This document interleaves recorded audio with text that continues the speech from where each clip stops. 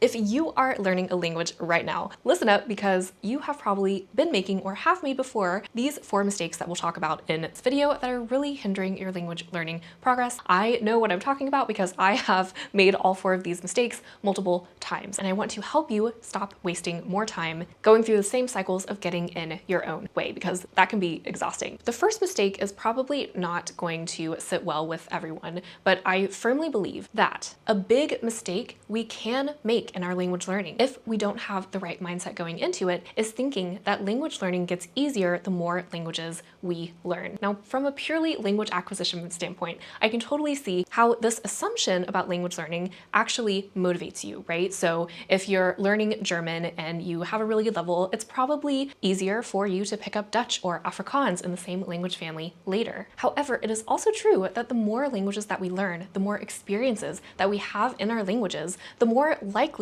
we are going to start to place certain expectations and or unnecessary pressure on ourselves to make sure our learning process goes the exact same way that it did with a previous language we had success with. So this happened to me at the very beginning of my language journey. I had learned German to probably a B2 C1 level, and I had been learning French in high school. And I decided to take a break from that in order to pick up Spanish as well as Italian. Very similar languages. So logistically, we can think to ourselves, I'll be able to pick up French probably a little bit faster because I learned Spanish or Italian in this amount of time. But I will have you know, it took me literally maybe less than a year to learn Spanish, about a year to learn Italian, and by learn, I mean become fluent here. And with French, it literally took me a little over a decade or more to actually get to a B2 level. And I'm not exaggerating. So in our pursuit of wanting to figure out all of the logistical planning sessions, the strategies, the new methods that are coming out, all of the programs and AI tutors, all of our resources that we have at our disposal to get better at our language, we always miss the other part that makes language learning hard,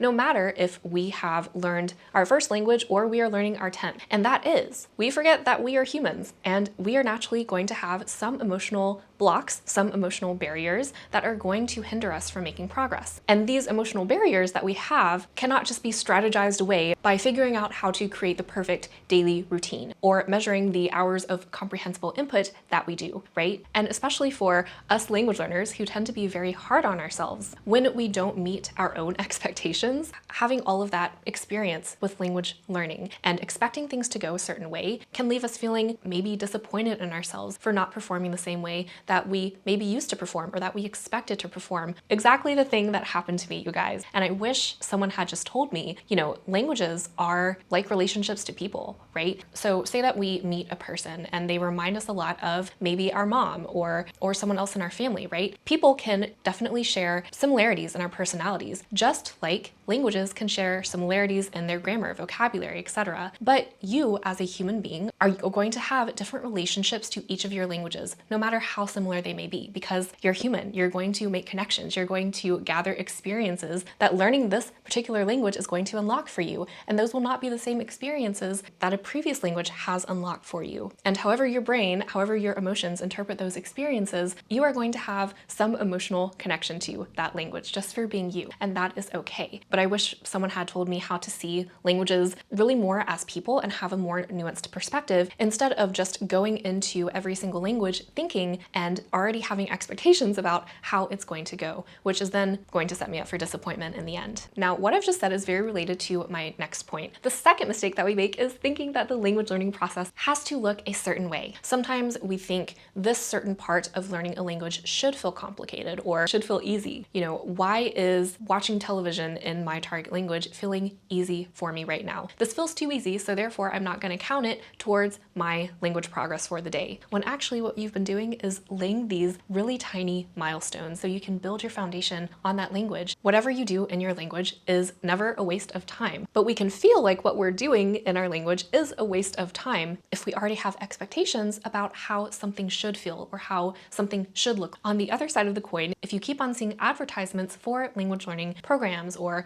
other resources that say you are going to learn fast and easy with this and this method, right? That's another way that your expectations are getting set up for you so that you feel like your process then has to look a certain way based on what someone else has told you it should look like or will look like for you, right? So if I pick up a book that says you will be fluent in 1 month, just giving an example, then I am going to probably expect that resource to take me to fluency in 1 month. Especially if I'm new and I haven't had a lot of experience learning languages, I would probably feel really critical of myself if I didn't meet that deadline that another person or another resource had already tried to predetermine for me in my language journey. Language learning is, in many people's cases, just a hobby. One of the best things that you can do for your language learning is stay in your own lane, allow your own journey to develop. You can take inspiration from what others might be doing in their language journeys, but keep your blinders on because your journey is still going to look different from theirs, as it should. The third mistake, and this has probably affected me the most, is prioritizing analytical intelligence over emotional intelligence. So we love systems and efficiency. It's everywhere we look, especially in the online language learning communities. And the words efficient, try to learn even faster, try to learn just like a native, right? Be as perfect as you can in this language as determined by other people's standards. This kind of marketing is going to continue to be around us. And again, it prioritizes the logistical, analytical intelligence. Learning and thinking in a logical way and just pushing a lot of our emotions to the side while learning has also been pushed on us in our school system when we were growing up, I'm sure. But of course, there's more than one way to be you in your languages. There's also more than one way for you to be intelligent, feel capable in your languages. And I will tell you, as someone who has started learning her 12th language, emotional intelligence has helped me far more than analytical intelligence in the long run. I'm not saying that being analytical, doing all of the analytical things and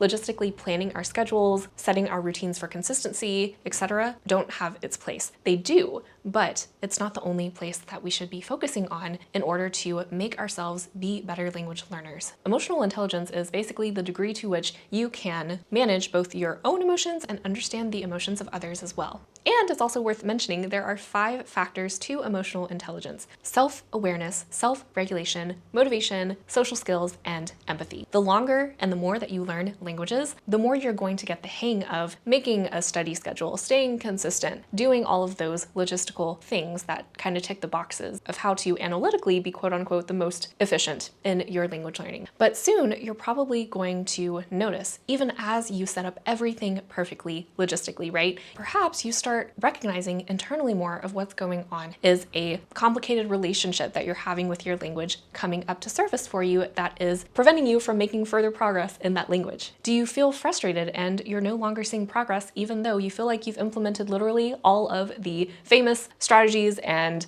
methods out there for learning? This is where emotional intelligence comes in, for really trying to understand your own emotions and your own internal experience as you go through the process of learning a language, because we can never remove ourselves as human beings from language learning. It's highly possible that some of the emotional barriers and mental barriers that you've experienced just as an adult outside of language learning have come into your language learning itself. As I've said before, perfectionism is a big one, but also feeling like an imposter, feeling that you are not good enough and you're using language learning as a way to try to prove your intelligence to others, but also mainly to yourself. These are just examples. Language learning psychologically and the effects emotionally that it has on us can go a lot deeper than it seems on the surface when we start learning our very first language. And emotional intelligence and listening to your emotions, listening to your internal experience, and then being able to make decisions from that really grounded, intuitive place inside yourself is going to be easier because you're more connected to yourself and you trust yourself to know where you're going. And this is one of the most underrated secrets any polyglot has. I love to also, by the way, work with language learners on this specifically. So if you are interested in not having to go at language learning alone anymore, book a free discovery call, and or you can also join the waitlist for my coaching program if you're looking for that true confidence in any language. And the fourth mistake that's probably holding you back is you're trying to learn languages in order to avoid failure. It's like you're in the game in order to not lose, but you're not in the game to win, if you know what I mean. So instead of learning languages from a place of curiosity and inspiration. You might be learning languages out of fear or out of scarcity. This is exactly what I did, actually.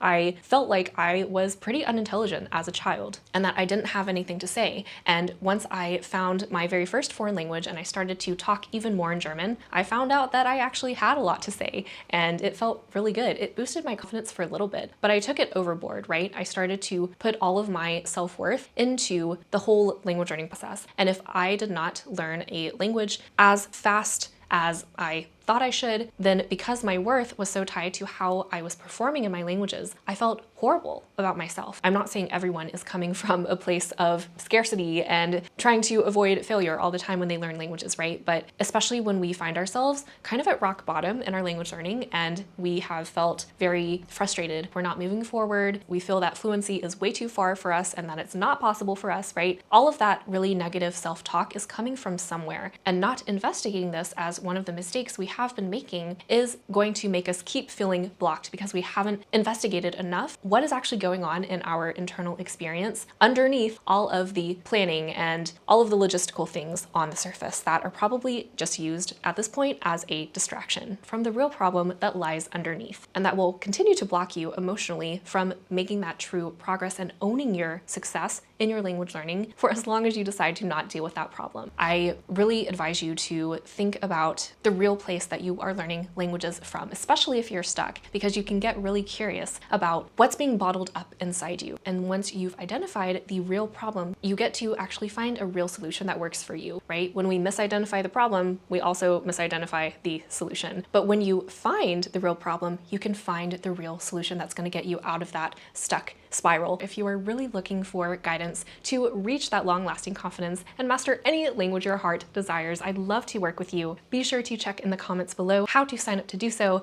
and I will catch you in another video soon.